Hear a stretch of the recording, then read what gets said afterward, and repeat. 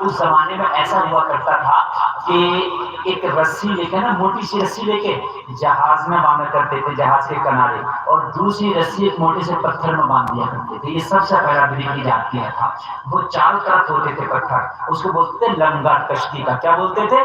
لنگر۔ جب وہ جہاز چلتا رہا، ہوا مخالف چلی، جب جہاز واپس چلا، وہ موٹے موٹے پتھر جو کشتی میں رکھے ہوتے تھے اٹھایا، سمندر میں ڈال دیا، رسی کھینچی، جہاز رک گیا۔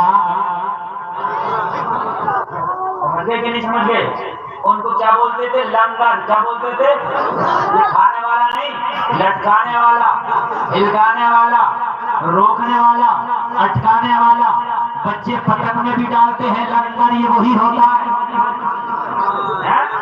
ایک اس میں بڑا گنٹی باندھ کے یا کوئی انٹی باندھ کے وہ گھما گھما کر ڈال دیتے ہیں، وہ لٹکا لیتا ہے۔ وہ لنگر اسی لیے بولتے ہیں، اٹکاتا، ہلکاتا، روکتا ہے۔ ایسے ہی وہ کشتی کے کیا ہوتے تھے؟ لنگر روک دی جاتے تھے۔ اب یار اعلیٰ حضرت جیسا شخص جو مدینے جا رہا ہو، جو مدینے کی یادوں میں اتنا تڑپتا ہو، جو رات و دن نبی کی نعتیں لکھتا ہو، اور جب وہ مدینے چلا ہوگا تو یار دل کتنا بے قرار ہوگا، اور پھر جب بیچ میں اگر کوئی اٹیک لگ جائے تو دل اور کتنا بے قرار ہوگا۔ اعلیٰ حضرت جا رہے ہیں، اٹیک لگ گئی، جہاز سمندر کے طوفان میں پھنس گیا، سمندر کے طوفان میں پھنس گیا۔ ایسا پھنسا کہ جہاز لگتا تھا ڈوب جائے گا، ایسا لگتا تھا غرق ہو جائے گا، ایسا لگتا تھا کہ سارے لوگ اب سمندر کی نظر ہو جائیں گے۔ کپتان کے ماتھے پر پسینہ آ گیا، ساری کوششیں کر کے ہار گیا، لیکن جہاز کی قسم جہاز نکلنے کا نام نہیں لیتا۔ کپتان نے اعلان کر دیا، لنگر انداز کر دو جہاز کو، یعنی لنگر نیچے ڈال دو۔ لنگر کو ڈال دیا گیا، جہاز کو لنگر انداز کر دیا گیا، لیکن طوفان اتنا تیز تھا، طوفان اتنا زیادہ تھا کہ لنگر سے بھی جہاز روکنے کا نام نہیں لے رہا تھا۔ ڈما ڈول تھا، لگتا تھا پلٹ جائے گا۔ لوگوں پھر اس کو آخرکار اعلان کرنا پڑا، وہ جہاز والوں اپنی اپنی جانوں کی حفاظت کرو، جہاز ڈوبنے والا ہے، جہاز غرقاب ہونے والا ہے۔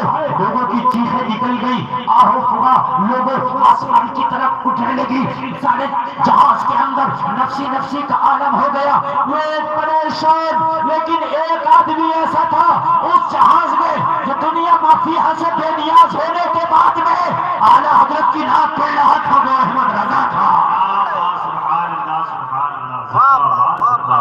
سبحان اللہ۔ اعلیٰ حضرت کی ناک پہ وہ احمد رضا تھا۔ اعلیٰ حضرت سے کہا، احمد رضا تجھے پتہ نہیں اعلان ہو گیا جہاز ڈوبنے والا ہے؟ اعلیٰ حضرت نے کہا، کس نے کہا ڈوبنے والا ہے؟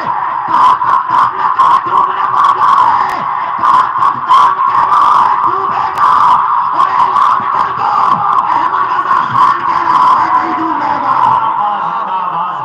نعرہ تکبیر، نعرہ رسالت، نعرہ رسالت، فیضان صحابہ اکرام، عشق محبت، عشق محبت، نعرہ حیدری۔ کپتان کہہ رہا ہے ڈوبے گا، احمد رضا خان کہہ رہا ہے۔ دو باتیں ہو گئی، دو رائے ہو گئے، اختلاف ہو گیا، لیکن لوگ بڑے پریشان۔ آخرکار یہ خبر کپتان تک پہنچ گئی کہ کوئی احمد رضا خان ہے، وہ کہہ رہا ہے جہاز نہیں ڈوبے گا۔ کپتان پریشان، کون ہے؟ آ گیا اعلیٰ حضرت کی بارگاہ میں، کہنے لگا کون؟ کہنے لگا میں احمد رضا خان، یہ جہاز نہیں ڈوبے گا۔ کہا کوئی آپ ملا ہو کیا؟ آپ کوئی کپتان ہو کہ کشتی چلانے کا تجربہ ہے؟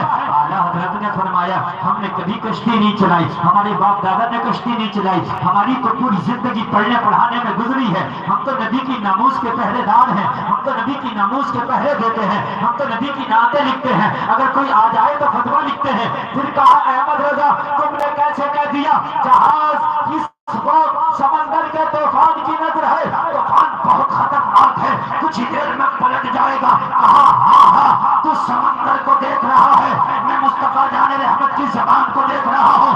کہا کیسے؟ کہا میرے نبی نے فرمایا ہے سواری پہ سوار ہو، دعا پڑھ لیا کرو، حادثے سے محفوظ رہو گے۔